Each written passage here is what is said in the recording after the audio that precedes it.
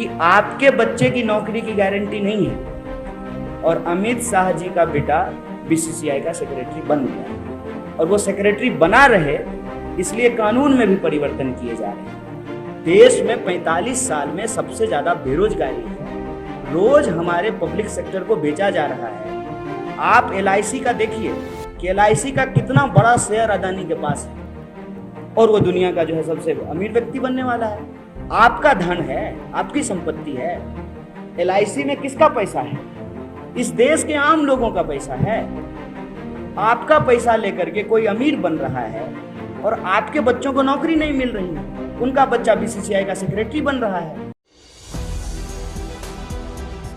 किस यात्रा के ऊपर सबसे ज्यादा जो बीजेपी कीचड़ उछाल रही है, उसमें एक धब्बा जो लगाने का वो प्रयास बार बार कर रही है कि भारत तो पहले से जुड़ा हुआ है, भारत को कांग्रेस ने विभाजित किया। ये झूठ वो बार बार बोल रहे हैं। आप मीडिया के साथी हैं, आपसे वो अक्सर अपने सवाल जवाब में ये बात कह रहे हैं, नहीं तो उनके पास व्हाट्सएप की एक बहुत बड़ी इंडस्ट्री है जिस पे वो झूठ चलाते हैं। तो मैं आपसे ये साझा करना चाहता हूं कि जिन्ना की विभाजनकारी राजनीति के साथ आज जो लोग गद्दी पे बैठे हुए हैं, उनकी विचारधारा से संबंधित संगठन हिंदू महासभा का गहरा संबंध था। आप जानते हैं कि 47 से पहले भी देश में चुनाव हुए थे और उन चुनावों में हिंदू महासभा और मुस्लिम लीग मिल करके सरकार बनाई थी। जबकि हकीकत क्या है, जिन्ना कहते थे कि हिंदू और मुसलमान साथ नहीं रह सकते और दूसरी तरफ जो हिंदू महासभा के नेता थे वो कहते थे हिंदू और मुसलमान साथ नहीं रह सकते। इसी बंटवारे ने, इसी नफरत की राजनीति ने देश को एक बार विभाजित कर चुका है। और आज जब हम 2022 में भारत जोड़ो यात्रा निकाल रहे हैं तो हमारी सबसे बड़ी चिंता यही है कि जो देश जमीन से जुड़ा हुआ है, जो देश ज्योग्राफिकली जुड़ा हुआ है, वह देश इमोशनली भी जुड़ा रहे। जमीन के साथ साथ हमारी भावनाएं भी जुड़ी रहे, हमारी उम्मीदें भी जुड़ी रहे, हमारी आशाएं भी जुड़ी रहे। इस देश के किसी भी नागरिक को, चाहे वो समाज के अंतिम पायदान पे खड़ा व्यक्ति हो, उसको कभी ये महसूस ना हो कि इस देश में उसके भविष्य की चिंता नहीं की जा रही है। हम ये महसूस कर रहे हैं कि लगातार राजनीतिक विमर्श से, सामाजिक विमर्श से, परिवार के व्हाट्सएप ग्रुप में, स्कूल के व्हाट्सएप ग्रुप में लोगों के बुनियादी सवाल गायब कर दिए गए हैं और जो गैर जरूरी चीजें हैं उस पर फोकस किया जा रहा है। इतिहास को गलत तरीके से प्रस्तुत करके हमारे वर्तमान का अपहरण किया जा रहा है और हमारे भविष्य को अंधेरे में डाला जा रहा है। इसी परिस्थिति को समझते हुए यह भारत जोड़ो यात्रा एक पवित्र उद्देश्य लेकर के चली है। आज जब मैं सुबह चल रहा था, हम लोग रोज लगभग 20 से 25 किलोमीटर चलते हैं, तो कई लोग यात्रा के दौरान मिलने के लिए आए। अमूमन आज का फैशन ये है कि लोग फोटो खिंचा के चले जाते। मैंने कुछ लोगों से बातचीत की और वो मैं आपसे साझा करना चाहता हूँ। आज जब कुछ लोग आए, मैंने पूछा कि आप क्या करते हैं, तो कुछ लोगों ने कहा कि हम किसान हैं। वे आप यात्रा में क्यों आए हैं? उन्होंने कहा कि हमको हमारे गन्ने का दाम नहीं मिल रहा है, हमारी जो मांग थी उसको पूरा नहीं किया गया है, फसल का दाम दुगना करने की बात थी, वो नहीं हो रहा है। कुछ ऐसे नौजवान थे जो कॉरपोरेट में नौकरियां करते थे इसी इलाके के, और घर से बहुत दूर जा कर के औरंगाबाद में उन्होंने इंजीनियरिंग की पढ़ाई की, MBA की पढ़ाई की, और लॉकडाउन के बाद जो है वो जब वर्क फ्रॉम होम कर रहे थे, अचानक एक दिन कॉल आया और उनसे उनकी नौकरियां छीन ली गई। कुछ ऐसी महिलाएं थी जिन्होंने साफ साफ कहा कि हम इस यात्रा में चल रहे हैं क्योंकि लगातार किचन चलाना, घर बार चलाना मुश्किल होता जा रहा है, पूरा का पूरा हमारा बजट बिगड़ गया है। जब हम ये सवाल पूछ रहे थे तो इसी बीच उनमें से एक यात्री ने पूछा कि आप क्यों चल रहे हैं? हमने कहा कि हम इसलिए चल रहे हैं कि इस देश के लाखों करोड़ों लोग रोज अपना जीवन जीने के लिए चलते हैं। हम तप करके, और राहुल जी बार बार एक शब्द का इस्तेमाल कर रहे हैं, तपस्या का। तपस्या क्या होता है? जब कोई चीज तपता है, कहते हैं ना कि सोना तप कर ही खड़ा होता है, तो वो पक्का होता है, वो मजबूत होता है। और आप महाराष्ट्र के लोग हैं, आप जानते हैं कि आपके यहाँ एक से एक तपस्वी पैदा हुए। उन्होंने अपने जीवन में त्याग किया, तपस्या की, और आपके हाथ में एक बहुत बड़ा विरासत दिया है कि आप गर्व से कह सकते हैं कि आप महाराष्ट्र की धरती से आते हैं, आपका जन्म इस महान भूमि पे हुआ है। उस मायने, उस मतलब को हम समझने के लिए चल रहे हैं कि जो दर्द हम महसूस करते हैं, उस दर्द में और कितने ऐसे नौजवान हैं जो शामिल हैं, जो शरीक हैं। और हम ये महसूस कर रहे हैं कि नौजवान चाहे बिहार का हो या नौजवान महाराष्ट्र का हो, जो सरकार की योजनाएं हैं उसके चलते उनका भविष्य अंधकार में जा रहा है। यहाँ भी ऐसे नौजवान मिले जो एनसीसी में थे या किसी प्राइवेट आर्मी एकेडमी में ट्रेनिंग लिए हैं। उनको लगता है कि उनको अब आर्मी में नौकरी नहीं मिल सकती है क्योंकि सरकार नौकरियां खत्म कर रही है। और मेरी उस बात से वो सहमत होते हुए नजर आए कि आपके बच्चे की नौकरी की गारंटी नहीं है। और अमित शाह जी का बेटा बीसीसीआई का सेक्रेटरी बन गया है, और वो सेक्रेटरी बना रहे इसलिए कानून में भी परिवर्तन किए जा रहे हैं। और मजेदार बात यह है कि प्रधानमंत्री चुनावी रैलियों में खड़ा होकर के परिवारवाद पे भाषण देते हैं।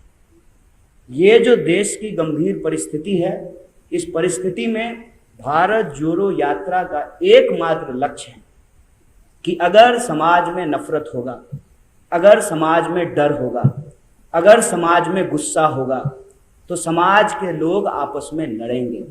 समाज के लोगों को इकट्ठा होकर के गरीबी के खिलाफ लड़ने की जरूरत है, छुआछूत के खिलाफ लड़ने की जरूरत है, महंगाई के खिलाफ लड़ने की जरूरत है, बेरोजगारी के खिलाफ लड़ने की जरूरत है। लेकिन समाज अगर पहचान के आधार पर एक दूसरे से लड़ता रहेगा, अगर देश एकजुट नहीं होगा, तो फिर देश प्रगति कैसे करेगा? यही इस यात्रा का लक्ष्य है। और इस यात्रा की सबसे बड़ी खास बात यह है कि जब हम राज्य दर राज्य, कदम दर कदम आगे बढ़ते जा रहे हैं, तो जो बात आपने सुनी होगी, जो बात आपने किताब में पढ़ी होगी, उन बातों को हम अपनी आंखों से देख रहे हैं कि यह देश अलग अलग होते हुए भी कितना एक जैसा है। आपको भाषा अलग मिल सकती है, बोली अलग मिल सकती है। मुझे यहाँ आकर के ही पता चल चुका है कि 200-250 किलोमीटर चलने के बाद ही मराठी में ही परिवर्तन हो गया है।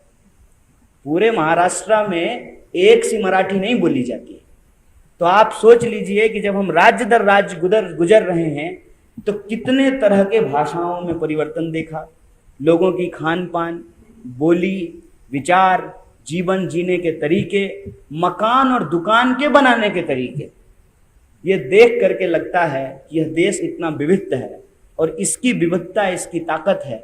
इस ताकत को बचाए रखने के लिए इस देश के जो लोग, प्रेम करने वाले लोग, जिनको इस देश से मोहब्बत है, जिनको ये महसूस होता है कि कहीं ना कहीं उनकी उम्मीदें टूट रही हैं, उनकी आशाओं पे पानी फिर रहा है, उन सब से मैं ये अपील करना चाहता हूँ, ये गुजारिश करना चाहता हूँ कि आप खुद के लिए चलिए, आप अपने मुद्दे के लिए चलिए, आप अपने हाथ में वो मुद्दा लिख करके चलिए। कोई अगर महिला चलना चाहती है तो वह नारी सुरक्षा के लिए चले, कोई नौजवान यदि चलना चाहता है तो रोजगार के लिए चले, कोई अगर सामान्य परिवार चलाने वाला व्यक्ति है तो वो महंगाई को लेकर के चले, कोई किसान अपने फसल के दाम को लेकर के चले। और मीडिया के कुछ साथी इसलिए भी चल सकते हैं कि सरकार की तमाम बदनामियों को छुपाने का काम आज आपके कंधे पे आ गया है। अगर ये काम आप नहीं करेंगे तो आपकी नौकरी भी खतरे में पड़ जाएगी। तो आप अपनी सुरक्षा के लिए चलिए। यह यात्रा देश की यात्रा है। कांग्रेस बस इस यात्रा को ऑर्गेनाइज कर रही है। बार बार लोग ये सवाल पूछ रहे हैं कि बीजेपी को हराना है। बीजेपी को हराने के लिए यात्रा नहीं है, देश को बचाने के लिए और देश को जिताने के लिए यात्रा है। ये तो चलिए आँख की खराबी है तो चश्मा लगा लिए, आजकल हमारे दिमाग को भी खराब किया जाता है। आँख में ऐसा परसेप्शन झोंका जाता है ना कि सामने का सच नहीं दिखता है। मैं केरल के एक मंदिर में गया, बहुत मशहूर मंदिर है गुरुवायूर। तो लोगों ने कहा कि मंदिर जा रहे हैं। मैं गुरुद्वारा गया, कोई नहीं पूछा कि गुरुद्वारा जा रहे हैं। ये इस देश का पॉलिटिकल डिस्कोर्स का एक्सिस है जहां से आप ये सवाल पूछ रहे हैं। मैं कहता हूं कि ये ना अंतिम सत्य नहीं है। राहुल जी अपनी यात्रा में मंदिर गए हैं, मठ गए हैं, गुरुद्वारे गए हैं, चर्च गए हैं, मस्जिद गए हैं। हम वो हर जगह जाएंगे जहां इंसान जाते हैं। हम फैक्ट्री में भी जाएंगे, स्कूल में भी जाते हैं, कॉलेज में भी जाते हैं, खेतों में भी जाते हैं। हमारे लिए वो हर जगह पवित्र है जहां इंसान को शांति मिलती है, जहां इंसान को उनके जीवन जीने का तत्व प्राप्त होता है, खाने की चीज मिलती है, जीविकोपार्जन होता है। हमारे लिए वो हर चीज पवित्र है। एक यात्री के नजरिए से इस यात्रा को देखिए। हमारे लिए सड़क भी पवित्र है जिस पे हम रोज चलते हैं। ये जो नजरिया है ना, ये नजरिया हमारे दिमाग में फिट किया गया है कि हमको किसी के साथ जबरदस्ती, और मैं बार बार कहता हूं, हिंदुत्व ना कोई फेयर एंड लवली का क्रीम नहीं है कि सर्दी आएगी तुम होठ में अलग लगाएंगे और पाँव में अलग लगाएंगे। हिंदुत्व एक प्रॉपर आइडियोलॉजी है, एक पॉलिटिकल आइडियोलॉजी है। आप महाराष्ट्र के लोग हैं, यहीं सावरकर पैदा हुए, उसको ध्यान से पढ़ेंगे तो आपको पता चलेगा। जो आज व्हाट्सएप पे हिंदुत्व समझाया जा रहा है और जिस तरीके से सॉफ्ट और हार्ड का बताया जा रहा है, जहर जहर होता है साहब। सांप का बच्चा भी उतना ही जहर करता है जितना सांप का बूढ़ा जहर करता है। आपको यह समझना पड़ेगा कि कोई भी विचारधारा, और प्लीज हिंदू शब्द जोड़ करके जो है आप एक धर्म को बदनाम मत कीजिए। कोई भी विचारधारा किसी भी धर्म का नाम लेकर के, किसी भी धर्म के प्रतीक का इस्तेमाल करके अगर इंसान को आपस में लड़ाता है तो वह धार्मिक तो कतई नहीं है। क्योंकि धर्म का एकमात्र उद्देश्य है मानव मात्र की मुक्ति, मानव मात्र को आपस में लड़ाना नहीं। कि आप बताइए कि मुस्लिम लीग कह रही थी हिंदू मुसलमान साथ नहीं रह सकते, हिंदू महासभा कह रही थी कि हिंदू मुसलमान साथ में नहीं रह सकते हैं, दोनों मिलकर के सरकार कैसे बना लिए? इस आधार पे राजनीति करने वाले जो लोग हैं, दोनों का भाषण आप एक फ्रेम में सुनिए, आपको लगेगा कि ठीक बोले हैं प्रधानमंत्री जी, सिर्फ कपड़ों का ही फर्क है, जहर तो बराबर है। सिर्फ अटायर का ही डिफरेंस है ना, जहर तो बराबर है। जला तो इंसान को बराबर रहा है, बांट तो इंसान को बराबर रहा है। इसमें हमको नहीं फंसना है। देश में 45 साल में सबसे ज्यादा बेरोजगारी है, रोज हमारे पब्लिक सेक्टर को बेचा जा रहा है। आप LIC का देखिए कि LIC का कितना बड़ा शेयर अदानी के पास है और वो दुनिया का जो है सबसे अमीर व्यक्ति बनने वाला है। आपका धन है, आपकी संपत्ति है। LIC में किसका पैसा है? इस देश के आम लोगों का पैसा है। आपका पैसा लेकर के कोई अमीर बन रहा है और आपके बच्चों को नौकरी नहीं मिल रही है। उनका बच्चा BCCI का सेक्रेटरी बन रहा है और उनका नेता चुनाव में जाकर के परिवारवाद पे भाषण दे रहा है। इतना बड़ा ड्रामा चल रहा है आंख के सामने, अगर उसको हम नहीं देख पा रहे हैं मतलब परसेप्शन का चश्मा लगा हुआ है।